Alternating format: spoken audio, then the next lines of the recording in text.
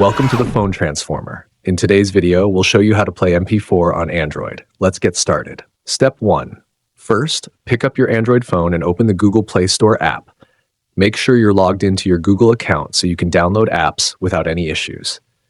Step 2. Next, in the Google Play Store, tap on the search bar at the top. Now type VLC for Android and select the search result. Once you find it, tap on the install button and wait for the installation to complete.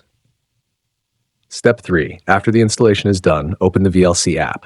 It may ask for certain permissions to access your media files. Simply grant all the necessary permissions so the app can detect and play your videos.